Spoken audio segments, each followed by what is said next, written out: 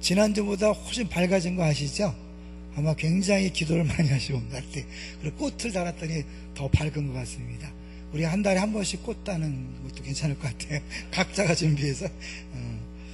한 주 동안 주님이 정말 잘해 주셨습니다. 몇 가지만 같이 나눌 텐데요. 제일 먼저 월요일날 기쁨의 동산 교회 축구대회가 있었습니다. 제가 그걸 하고 나서도 계속 두고두고 흐뭇하더라고요. 왜냐하면 우리끼리 했어도 재밌었겠지만 특별히 이웃과 열방을 섬기는 좋은 축구대였음이 또 두고두고 느껴져서 너무 좋았어요. 왜냐하면 마지막에 결승전이 외국인 근로자 두 팀이 결승전이 붙었어요. 대교구 두 팀, 그다음에 우리 청년대학부 한 팀, 중고등부 한 팀, 외국인 두 팀인데 두 팀이 결승전 하는 걸 보면서 야, 저 사람들 신나겠다. 우리가 밥 다 줬죠. 간식 음료수 줬죠. 관중이 되어서죠. 또 자기를 좋아하니까 신나게 할 때 아, 이게 이웃과 열방을 섬기는 거구나. 우리 축구선교회가 자체 예산을 많이 들여서 이런 큰일 해줘서 감사하고 여러 가지로 섬겨주고 참여해 주신 분들에게 감사를 드립니다. 두 번째는 금요일날 어르신 효도 강령이 있었는데요. 어제 하루 종일 감사했어요. 왠지 아시죠? 하루 종일 비가 오더라고요. 그래서 야, 이게 하루만 먼저 비가 왔더라면 큰일 날 뻔했는데 하루 늦게 비가 온 것이 얼마나 감사한지. 그리고 오산에요, 미세먼지가 없었던 것 같아요. 너무 맑았거든요. 그리고 역대 최고의 식당에 갔다는 느낌이 들었어요. 최고의 식당에서 푸짐한 선물 받으시고 기뻐하시는 어르신들 너무 행복해 보였습니다. 감사하고요. 뒤에서 기도해 주시고 섬겨 주시고 후원해 주신 분들이 있어서 감사를 드립니다. 없어야 사실은 감사가 나오는 것 같아요. 우리 세 번째는요, 기도 부탁경 감사인데요. 우리 이순환 전사님이 이제 이번 말에는 떠나야 됩니다. 그동안 계속 광고가 나가서 안 가실 거라고 생각도 했지만 가실 수밖에 없습니다. 남편을 살리기 위해서. 그래서 사실은 빨리 와야 되는데 안 오네요. 지금 여전도사님들이 별로 없어요. 다 목사님이 돼갖고. 그래서 기도를 좀 많이 해주시고 열심히 수고했고 사역해 주신 우리 전사님에게 감사를 드리고요. 여러분 기도를 좀 많이 해주시고 혹시 아쉬워서 인사 나눌 분 있으면 늦지 않게 빨리 하시기 바랍니다.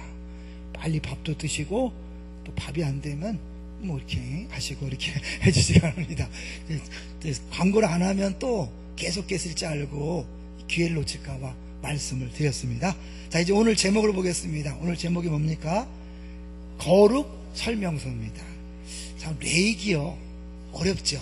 아마 매일 한 장씩 읽기 때문에 의무적으로 읽다가 처음 레이기를 꼼꼼히 읽는 분들도 아주 많을 거예요. 어찌 보면 레이기가 굉장히 힘들지만 구약을 전체적으로 뭐가 같다 그랬습니까?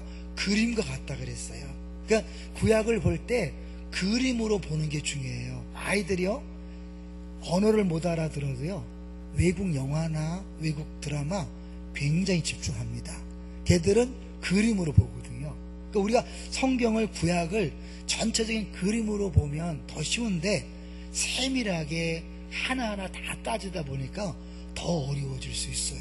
저도 말씀을 준비하다가 우리 성도님들이 궁금할까봐 불은 무엇인가, 정결한 곳은 무엇인가, 막 이런 거 갖고 연구하다 보니까 아, 이게 아니다, 핵심을 놓치는구나. 그래서 제가 큰 그림을 보여드리는 쪽으로 가야 되겠다, 그렇게 마음 먹었어요. 레이기의 중심 개념은 뭡니까? 거룩이에요. 거룩. 왜 거룩을 강조하시냐면 하나님이 내가 거룩하니 너희도 거룩하라 말씀하셨거든요. 그러니까 하나님이 거룩하시기 때문에 우리 거룩해야 되는데 왜 특별히 우리의 거룩을 강조하냐면 그 거룩하신 하나님이 멀리 계신 것이 아니라 어디 오셨죠? 이스라엘 백성 가운데 회중 가운데 오신 거예요. 거룩하신 하나님이 이스라엘 회중 가운데 왔다는 것은 한편으로는 굉장히 신나고 즐거운 일이지만 또 다른 한편은 무서운 일인 거예요. 그 하나님이 함께 하시기 때문에 보호하시고 지키시고 복 주시는 동시에 거룩하신 하나님에게 안 맞는 거룩하지 않은 모습이 보이면 죽음이 오는 거거든요. 그래서 하나님은 이스라엘 백성 가운데 거하시면서 그들이 거룩하도록 설명했는데 다른 말로 죽지 않는 내용에 대해서 설명한 거예요. 그러니까 거룩 설명서는 다른 말로 말하면 죽지 죽지 않으려면 이렇게 해야 한다, 그렇게 말씀하고 있는 거죠. 실제로 레위기 10장에 가면 다른 불을 들이다가 아론의 두 아들이 죽는 일이 벌어졌어요. 그러니까 이게 이 거룩을 강조하는 그 이유는 우리를 살리기 위해서 하였다는 것을 염두에 두시고요.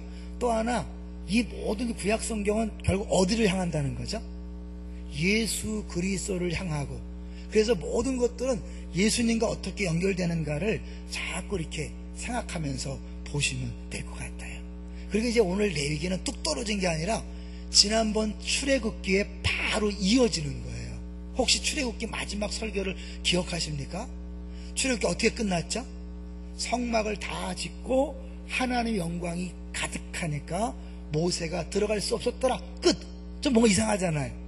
그것은 바로 레위기에 이어지기 때문에 그런 거죠. 1장 1절을 보세요. 레위기 1장 1절. 오늘은 조금 설명 부분이 있어도 여러분 감안하고 들으시면 좋겠어요. 1장 1절 읽어볼까요? 시작. 여호와께서 회막에서 모세를 부르시고 그에게 말씀하여 이르시되, 그리고 그가 부르셨다, 모세를 부르셨다. 요 표현이 출애굽기에 한 번 더 나온다는 것을 말씀드렸는데 기억이 날지 모르겠어요. 시내산에서 하나님이 나타나서 그리고 그를 부르셨다, 모세를 부르셨다, 똑같은 표현이 레위기 1장 1절에 나옵니다. 그러면 시내산에서 말씀하셨던 하나님이 회막이 완성된 다음에 회막에서 말씀하시는 거예요. 그러니까 어때요? 장소만 바뀐 거죠. 그 시내산에 임재했던 하나님이 회막에 오셔서 그 거룩하신 하나님이 말씀하시는 내용이 레위기니까 성경 전체에 연결되는 것임을 보여주고 있는 거죠. 자, 그럼 레위기를 집계하기 위해서 많은 내용이 나오는데 많이 복잡한 것 같지만 간단히 정리하면 5개의 제사와 4개의 제사 방법을 소개해요. 5개의 제사는 뭘까요? 첫 번째 번제, 두 번째 소제, 세 번째 화목제, 네 번째 속제제, 속건제. 이게 제사의 종류예요. 근데 막 책 읽다 보면 또 갑자기 뭐 화제로 드려라, 요제, 거제, 전제, 이건 또 뭐냐 헷갈리잖아요. 이 화제, 요제, 거전제는 제사를 드리는 방식이에요. 그러니까 제사는 5개만 기억하면 돼요. 또 외우지 않아도 괜찮아요. 그 중요하지 않아요. 다만 헷갈리지 하기 위해서 정리하는 차원에서 5개의 제사가 있고 또 4개의 제사 방법이 있다. 오늘 우리가 볼 수 있는 건 뭐냐면 이 번제를 드리는데 다른 말로 화제로 드린다. 그러니까 번제는 불에 태우는 거기 때문에 방식은 화제인 거죠. 자, 한번 볼게요. 자, 오늘 본문을 가서 보겠습니다. 본문을 보시면 8절, 6장 8절입니다. 시작. 여호와께서 모세에게 말씀하여 이르시되, 9절. 아론과 그의 자손에게 명령하여 이르라. 번제의 규례는 이러하니라. 번제물은 아침까지 제단 위에 있는 석쇠 위에 두고 제단의 불이 그 위에서 꺼지지 않게 할 것이요. 또 헷갈리는 게 뭐냐면, 아니 번제 분명히 나왔는데 또 하래, 왜 이렇게 반복되지? 그런데 좀 다른 거예요. 앞부분 1장부터 나오는 번제는 번제의 제물에 대해서, 방식에 대해서, 의미에 대해서 얘기했다면, 오늘은 이제 번제를 드리는 제사장이 죽지 않기 위해서 어떻게 해야 될 것인가, 거룩을 유지하기 위해서 반드시 해야 될 것을 크게 2가지로 제가 설명하려고 그래요. 그게 2가지예요. 많이 기억하지 말고 2가지 뭘까요? 첫째, 하나는 뭐냐면 불을 꺼트리지 마라. 두 번째는 옷을 갈아입어라예요. 우리 돼지는 정결한 것을 가져갔지만 더 쉽게 기억하기 위해서 옷을 갈아입어라예요. 자, 그럼 첫 번째, 불을 꺼트리지 마라 한번 보겠습니다. 이 짧은 구절 안에 3번이나 반복한다는 건 얼마나 중요한지를 의미하는 거겠죠. 9절을 볼까요? 9절 시작. 아론과 그의 자손에게 명령하여 이르라. 번제의 규례는 이러하니라. 번제물은 아침까지 제단 위에 있는 석쇠 위에 두고 제단의 불이 그 위에서 꺼지지 않게 할 것이요. 한번 나왔어요. 12절로 가보세요. 12절. 제단 위의 불은 항상 피워 꺼지지 않게 할지니 제사장은 아침마다 나무를 그 위에 태우고 번제물을 그 위에 벌려놓고 화목제의 기름을 그 위에서 불사를 찌며, 세 번째 13절이에요. 불은 끊임이 없이 제단 위에 피워 꺼지지 않게 할지니라. 불이 무엇인가 여기에 집중하지 말고 불을 끄지 말도록, 꺼지지 않도록 조심시키는 이유가 뭘까요? 불이 꺼지면 뭐가 안 되는 거예요? 번제가 드려질 수 없는 거죠. 불에 태우는 제사인데 불이 꺼지면 끝나는 거잖아요. 그러니까 결국 제사를 계속해서 드리기 위해서, 번제를 드리기 위해서 절대 불을 꺼뜨리지 마라. 그래서 이것이 오늘날 우리에게 무슨 의미일까요? 항상 불이 살아 있어야 한다. 이 항상, 꺼지지 않게 할 때 항상이라는 단어를 신약에서 한번 딱 찾아보세요. 뭐죠? 항상 기뻐하라. 그러면 불을 꺼지지 않는 것과 항상 기뻐하라가 같을까요, 다를까요? 항상 기뻐하라, 쉬지 말고 기도하라, 범사에 감사하라. 이는 그리스도 예수 안에서 너희를 향한 하나님의 뜻이니라. 결국 하나님 뜻대로 살지 않는 건 불순종이잖아요. 결국 번제단에 불을 꺼뜨리는 것, 24시간 365일 항상 불이 켜져 있다는 것은 번제를 드린다는 것이요, 다른 말로 하나님 뜻대로 사는 것인데, 그걸 신약적인 의미로 보면 항상 기뻐하는 거예요. 범사에 감사하는 거예요. 그런데 그러면 그렇게 우리 삽니까, 안 삽니까? 못 살죠. 그런 이 내익의 개념을 볼 때 어떻게 해요? 우린 다 죽어야 돼요. 여기서 심각한 거예요. 여기서 이제 복음이 나오는 거거든요.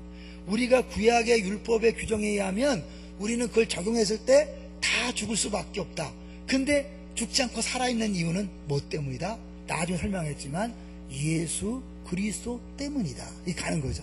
사실 그런데 정말 항상 기뻐하러 연결되느냐? 로마서 12장 1절에 보면 뭐라고 되어 있어요? 너희 몸을 거룩한 산 제사로 드리라. 우리 몸을 산 제사니까 내가 제물이 되는 거잖아요. 그러니까 결국 우리 내 몸이 제물 됐다는 건 내가 먹고 마시고 공부하고 직장생활하고 사업하고 모든 것들이 다 제사 행위라는 거잖아요. 동의하시죠? 근데 그 제사가 끊어지면 안 된다는 거예요. 하나님 앞에 드려진 제사. 근데 그 2절에 보면 선하시고 기뻐하시는 온전한 뜻이 무엇인지 분별하라. 이 하나님 뜻과 로마서 12장의 뜻이 같은 것이면 아시겠죠? 그러니까 결국 진정한 신앙생활은 항상 기뻐하고 쉬지 말고 기도하고 범사에 감사해서 하나님 뜻대로 사는 것입니다. 그렇게 살지 않으면 구약 개념으로는 죽어야 돼요. 근데 안 죽어요. 왜요? 예수님 때문에. 좀 이따 보고요. 두 번째 그림을 보겠습니다. 두 번째 그림 뭐예요? 옷을 갈아입으라는 거예요. 자, 보겠습니다. 자, 이제 이 9절에 제단의 불이 꺼지 않게 한 다음에 10절을 보겠습니다. 10절 시작. 제사장은 제단 위에서 불태운 번제의 재를 가져다가 제단 곁에 두고, 그 제사를 드리면 재가 나오잖아요. 그것들을 제단 곁에까지 옮길 때는 그냥 입고 있던 세마포 옷, 깨끗한 옷, 이걸 물론 세마포 옷도 설명을 많이 하겠지만 거기 집중하지 마세요. 어쨌든 그렇게 깨끗한 제사장의 옷을 입고 안에서 했다가 옷을 갈아입으라 그래요. 자, 볼까요? 11절 보세요. 11절 시작. 그 옷을 벗고 다른 옷을 입고 그 재를 진영 바깥 정결한 곳으로 가져갈 것이요. 왜 옷을 갈아입으라 그랬을까요? 그 세마포 옷을 입고 진 바깥으로 나가는 순간 더러움과 만나잖아요. 그러면 그 더러움에 접촉하면 구약 개념은 뭐예요? 더러워지는 거예요. 아무리 거룩한 것도 거룩하지 않은 것을 만나면 더러워지는 거예요. 시체를 만지면 안 돼요. 피를 흘린 여인과 만나면 안 돼요. 일단 더러워진 것은 피해야 되는 거예요. 그래서 이 세마포, 하나님 앞에 제사를 드릴 때 옷이 더럽혀지지 않도록, 더럽혀지면 죽으니까, 그래서 옷을 갈아입고 가는 거예요. 이 분명히 여기는 바깥 정결한 것으로 가져간다. 아무리 정결한 것을 가져가더라도 그 사이에, 그 과정 중에 더러움이 묻을 수 있기 때문에 사실은 옷을 갈아입는 거예요. 그러면 오늘날 우리가 적용한다면 어떻게 할까요? 우리가 세상 살면서 나는 깨끗하게 살고 싶지만, 맛있게 살고 싶지만 죄를 져야 안 져요? 죄를 짓죠. 수없이 많은 유혹도 있고 옆에 사회적인 문제도 있고 구조적인 문제도 있어서 어쩔 수 없이 죄를 짓는 게 많이 있단 말이에요. 그러면 사실 구약 개념을 어떻게 죽어야 되거든요. 그런데 지금은 우리가 그렇게 옷을 갈아입거나 그럴 필요도 없이 매일매일 버젓이 살아있을 수 있어요. 왜 그럴까요? 역시 누구 때문에? 예수 그리스도 때문에. 예수님은요, 부정한 것을 만나도 더러워지지 않았어요. 그걸 보여주는 게 12의 혈루증 앓는 여인을 고치는 사건에서 나타나죠. 예수님이 제자들과 함께 가는데 갑자기 뒤돌아서 누구냐? 나를 만진 게 누구냐? 베드로가 예수님, 이렇게 사람들이 몰려드는데 지금 그걸 말이라고 하고 있습니다. 그런 거죠. 이게 다 만지는데 무슨 소리예요? 아니다. 누가 나를 만졌다. 내 능력이 나갔다. 이 여인이 고개를 못 들고 나오는 거죠. 왜요? 그 당시 12의 혈루증을 앓던 여인은 부정한 여인이에요. 부정한 여인이 다른 사람을 만지면 더러워지는 건데 예수님을 만져서 더럽게 만들었다는 것을 보여줘야 되니까 무서워서 나왔어요. 예수님께서 내 믿음이 너를 구원했다. 차이가 뭘까요? 예수님은 더 이상 더러워지는 분이 아니에요. 그분은 완벽한 거룩이기 때문에 오히려 그분을 접촉하면 더러운 것들이 깨끗해지고 치유되고 회복되는 역사가 있는 줄로 믿습니다. 그래서 그 거룩한 예수님의 의의 옷을 내가 입는 순간 더 이상 더러워진다, 안 더러워진다? 안 더러워져. 그래서 나는 어떤 곳에 가서도 더러워지 않고 죄 짓지 않고 다시 지옥 가지 않는 거죠. 여기서 말하는 죄라는 것은 법정적인 의미이기 때문에 또 다른 차원이에요. 어쨌든 예수 그리스도 때문에 내가 항상 기뻐하지는 않음에도 살 수 있고, 예수 그리스도 때문에 수없이 많은 죄 속에 살면서도 더러우지 않는 거예요. 그래서 예수님 우리를 봐요. 빛이다, 소금이다, 세상 속으로 가라. 세상을 떠나는 것이 아니라 세상 더러운 곳으로 가라는 거죠. 왜요? 내 안에 계신 예수님, 더구나 예수 그리스도로 옷 입었기 때문에 이제 우리는 더러워지는 것이 아니라 더러운 세계를 밝히고 깨끗하게 하는 존재가 된 줄로 믿습니다. 자, 이제 여기까지 한 다음에 그 다음에 그러면 이거 복음이라는 걸 이렇게 잘 살아야 돼요. 율법은 지금 폐기됐어요? 안 폐기됐어요? 안 폐기된 게 아니에요. 율법은 완성됐어요. 그러니까 구약의 율법이 없어진 게 아니에요. 다만 그게 모양이 바뀌었었단 말이에요. 그러니까 결국 이 율법을 우리에게 적용해서 그대로 지키지 않아도 법의 정신을 지켜야 되는데 이대로 지킨다면 다 죽는 거예요. 그런데 안 죽을 수 있는 이유는 누구 때문이다? 예수님 때문에 안 죽는다. 이게 복음이에요. 사실 이제 우리가 완벽하지 않고 항상 기뻐하지 않은데도 죽지 않는 이유는 뭐예요? 예수님이 지금 어디 계시죠? 내 안에 오셨죠. 그 예수님은 완벽한, 하나님을 완벽하게 기쁘게 하는, 단 한순간도 단 한마디도 자기 뜻대로 말하거나 행동하지 않은 100% 하나님 뜻대로 말씀하시고 행동했던 그분이 내 안에 오셨기 때문에 하나님은 나의 부족하고 연약한 모습을 보는 게 아니라 그 예수님 때문에 나에게 구원을 선포하시고 의롭다고 말씀하시는 거예요. 할렐루야. 그러니까 어떻게 해요? 그분이 오셨기 때문에, 그분이 완벽하기 때문에, 그분 때문에 내가 죄를 졌고 항상 기뻐하지 않아도 살아있을 수 있는 거예요. 완벽한 의의 옷을 입었기 때문에 내가 더 이상 옷 갈아입거나 뭐 다른 거 하지 않아도 그래도 나는 주 앞에 살 수 있는 거예요. 여기서 끝인가? 아니에요.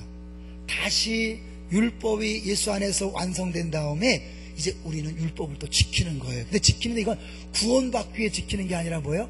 구원받은 사람으로서 하나님의 자녀답게 지키는 거예요. 이스라엘 백성에게 왜 거룩을 요구했다고요? 구원받기 위해서가 아니에요. 하나님, 거룩하신 하나님이 오셨기 때문에 그 하나님 앞에, 거룩한 하나님 앞에 합당한 백성으로 살게 하기 위해서 그렇게 하는 거예요. 자, 그럼 우리는 어떤 존재인가? 베드로 전설 한번 볼게요. 베드로는 제가 읽어드릴게요. 2장 9절에 오직 너희는 택하신 족속이요 왕같은 제사장들이요 거룩한 나라요 그의 소유된 백성이니. 우리가 제사장들이고 거룩한 나라가 되었대요. 결국 뭐예요? 구약 이스라엘 백성들에게 요구했던 그 거룩의 개념이 우리에게도 요구되는 줄로 믿습니다. 근데 그러면 어떻게 하라는 것이냐?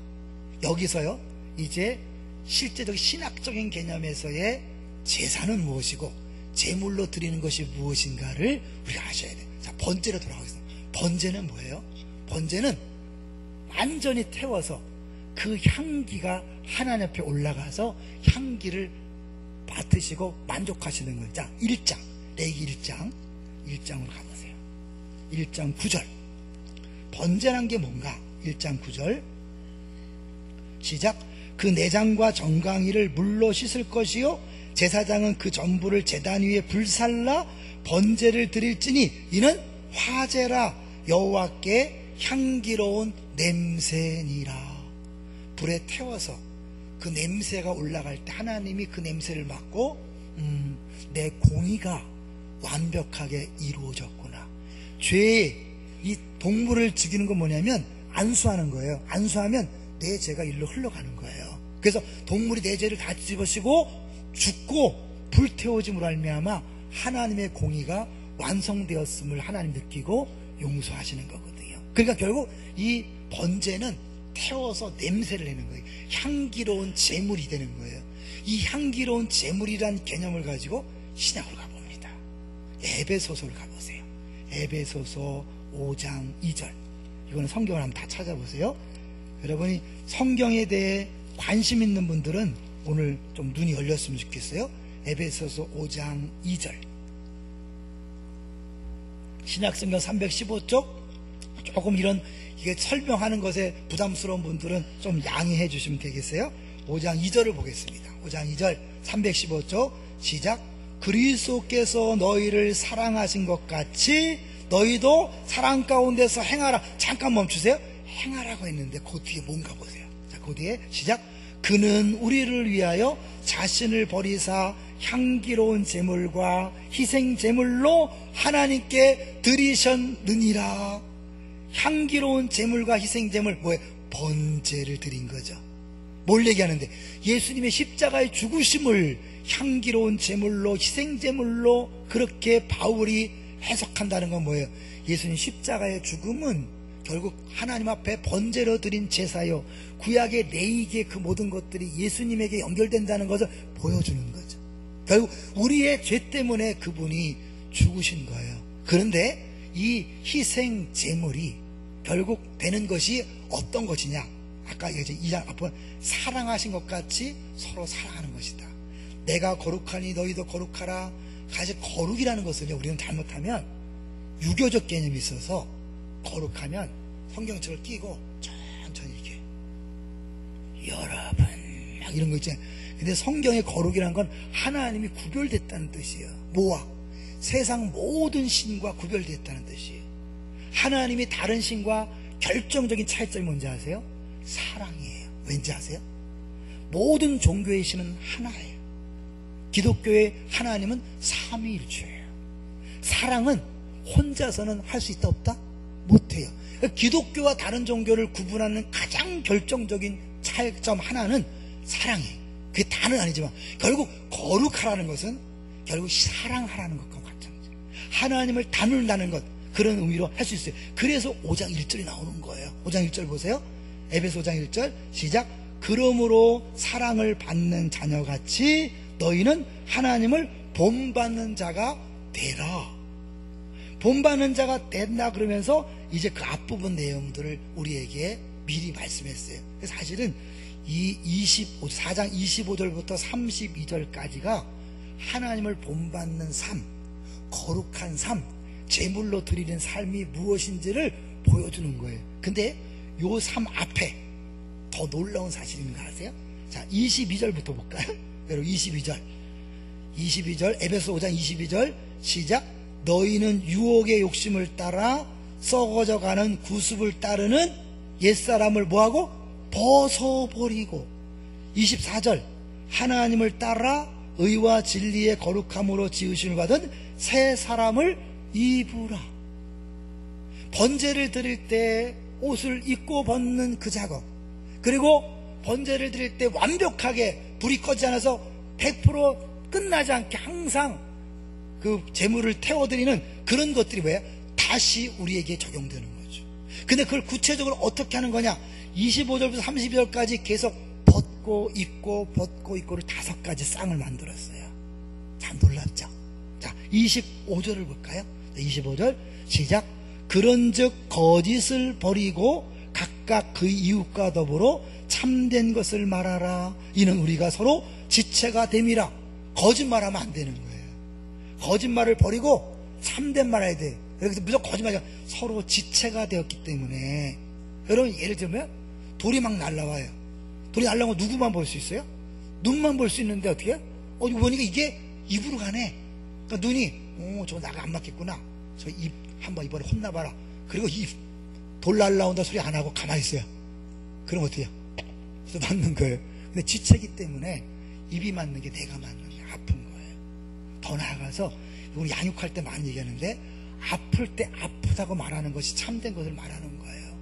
내가 아플 때 아프다고 말하면 하나님은 그 아픈 걸 도와주려고 이미 주변에 다 준비해놨어요. 내가 부끄러움과 두려움과 뭔가 공동체가 이루어지지 않았기 때문에 사실은 뭐예요? 참된 것을 말하지 없어요. 왜 내가 아프다 그랬을 때 나를 우습게 여기고 나를 무시할까봐 괜찮아요. 우리 집은 아무 문제 없어요. 뭐 이런 게 아니에요. 그렇게 하지 말라는 거예요. 나 힘들어요. 위원의 위기가 있어요. 가난해요. 어려워요. 그 말을 들으면 성령께서 이미 준비해놨거든요. 도울 사람을 그 사람이 돕고 도우면서 사랑을 하면 예뻐지는 거죠. 사랑하면서 회복되는 거예요. 성장하는 거예요. 받는 사람은 이게 사랑이구나. 사랑받으면서 회복되는 거예요. 그래서 거룩한 공동체가 세워지는 거예요. 이해되시죠? 두 번째 26절 27절 보겠습니다. 시작. 분을 내어도 죄를 짓지 말며 해가 지도록 분을 품지 말고 마귀에게 틈을 주지 마라. 이 말은 뭐예요? 분이 있지만 분을 낼 수는 있어요. 근데 그게 마귀가 틈을 주는 잘못된 분노가 있고 거룩한 분노가 있겠죠. 여러분이 뭔가 정말 주님 때문에 하나님 때문에 분낼 수 있어요. 근데 그게 오래 간다면 그거는 그 뿌리가 자기 중심인 거지 하나님 위한 게 아닌 거예요. 사실 어떠한 분노도 해가 지도록 분을 품지 않는 것, 그것이 새 사람을 입는 모습이고 거룩을 담는 모습이다. 지금까지도 분을 품고 있는 분들 풀으시기를 주의 이름으로 축원합니다. 세 번째는 28절 시작. 도둑질하는 자는 다시 도둑질하지 말고 돌이켜 가난한 자에게 구제할 수 있도록 자기 손으로 수고하여 선한 일을 하라. 도둑질하지 말라. 그리고 선한 일을 하라. 여러분 왜 도둑질합니까? 내가 부족을 느끼니까 도둑질하는 거죠. 십계명의 이웃을 탐내는 이유는 만족하지 않기 때문에 그래요. 내가 복음을 정말 만나잖아요. 예수 안에서 100% 축복, 100% 사랑을 내가 주인공이 됐다고 느끼면 더 이상 나를 위해 달라 하지 않고 달라를 넘어서 빼앗지 않는 거죠. 이제 뭐예요? 주는 삶이 되는 거예요. 진짜 구원받은 사람은.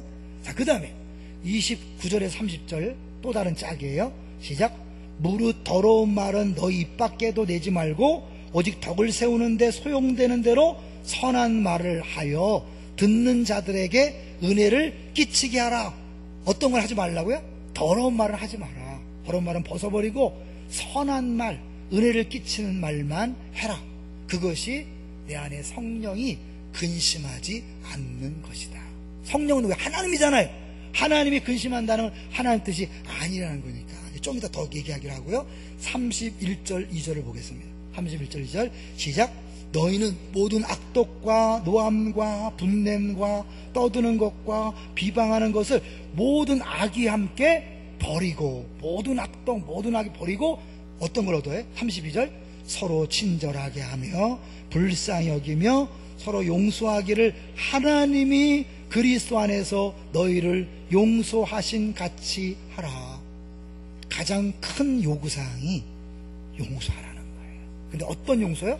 하나님이 우리를 용서하신 것처럼. 여러분 이 용서 개념을 우리가 잘못하는 경우도 있어요. 내가 없던 걸로 하지, 내가 안 보면 그만이지. 그것도 대단한 거죠. 사실은요. 마음의 분노가 사라졌으니까. 그런데 진정한 용서는 뭐냐면 상대방이 잘못한 것에 대한 결과를 내가 다 담당하고 상대방이 전혀 그런 잘못을 안 한 사람처럼 대하는 거예요. 모든 죄를 용서할 수 있는 분은 누구라 그랬죠? 하나님만이 용서할 수 있다는 건 모든 죄는 누구에게 피해를 주는 거예요? 하나님에게 고통을 주고 하나님에게 피해를 주는 게 죄예요. 하나님은 그 죄에 대한 대가를 우리에게 담당을 하지 않고 자기 가장 사랑하는 아들에게 모든 죄를 다 덮어 씌운 거예요.